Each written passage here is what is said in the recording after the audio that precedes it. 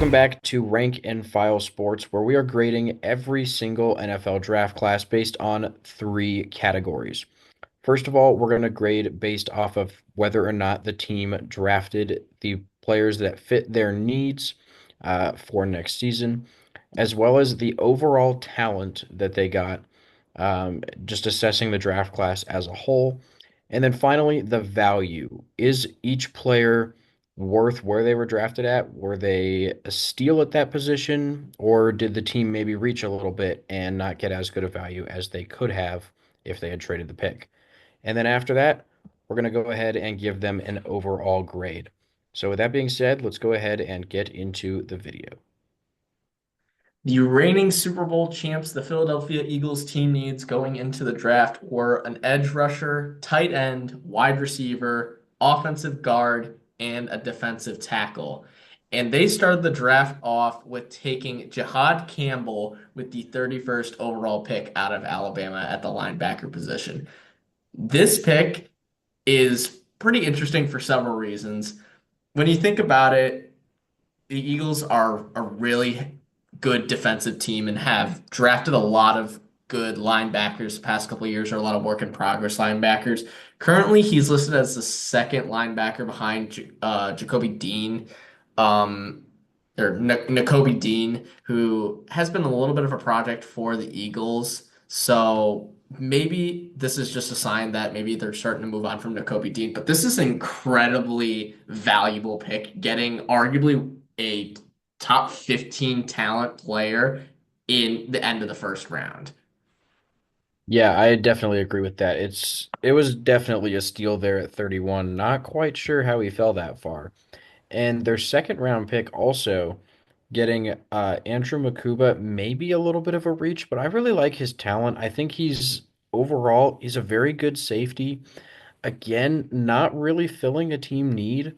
So using your first two picks, especially without having a third rounder, without filling the team needs, is definitely something that was a little bit questionable in my opinion.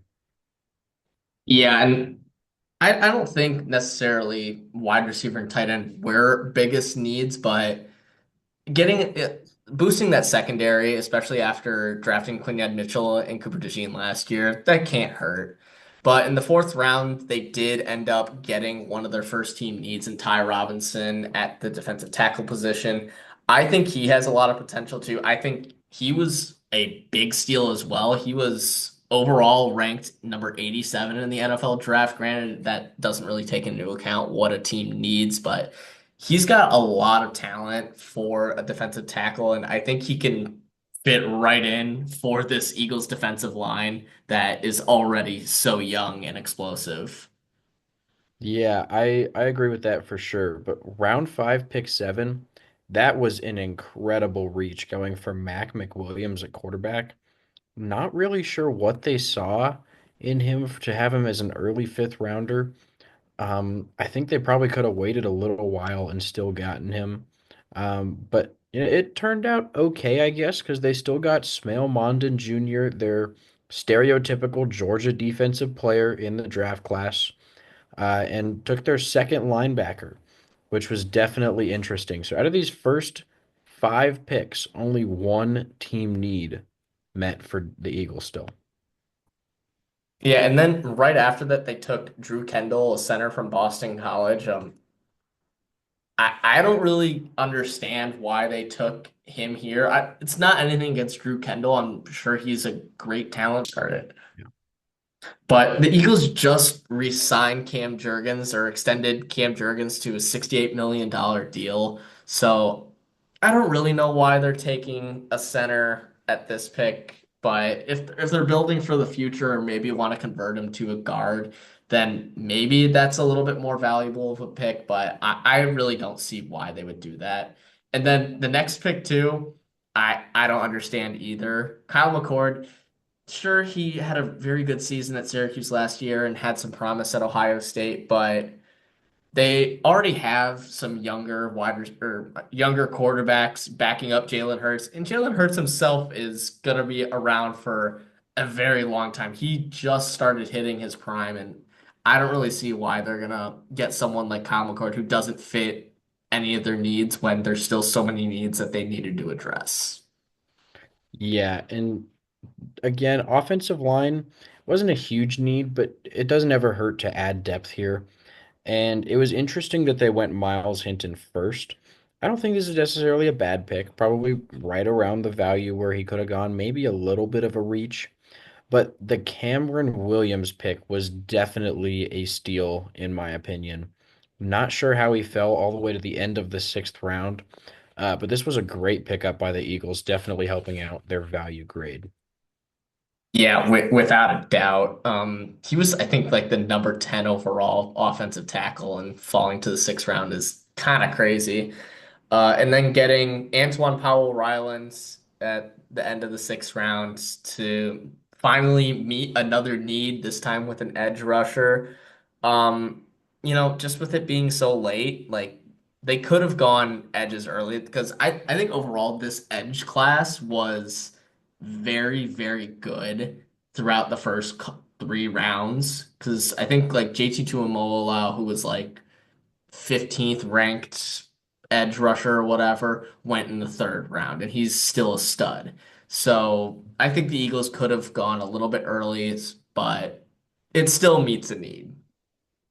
Yeah, so overall, again, the Eagles, as defending Super Bowl champions, how many needs do they really have? We think that they probably could have done a little bit better in addressing some of the weaker positions, but overall, this is still going to be a B minus for the team needs. Talent wise, we're going to give it an A minus. Jahad Campbell, definitely a very talented player. Makuba's pretty talented. Smail Mondon Jr. in the fifth round was a great pickup. Cameron Williams in the sixth. Overall, this is a very talented draft class for the Eagles. It helps that they had 10 picks, but they're going to have hit on a few of these for sure. Value wise, we're going to give it a B plus. Again, Jahad Campbell was a steal. Maybe a slight reach there with Makuba, but overall, I think it's still justifiable.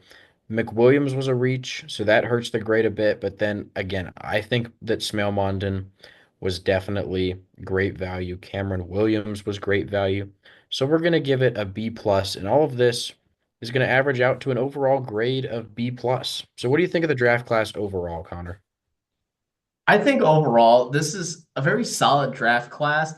Like you were saying, for needs sake, maybe it doesn't hit as much, but they are the reigning Super Bowl champs and they are returning a lot, basically the entire team that they had last year. So I really don't think all of those needs needed to be met. I also question some of those needs.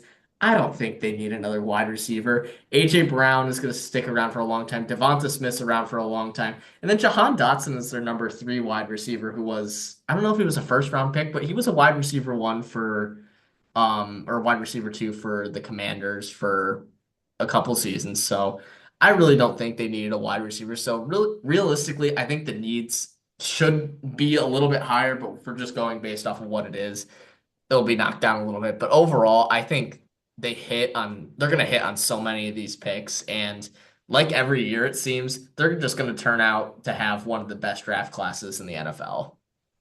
Yeah, with that being said, thank you guys for watching, and we'll see you in our next video.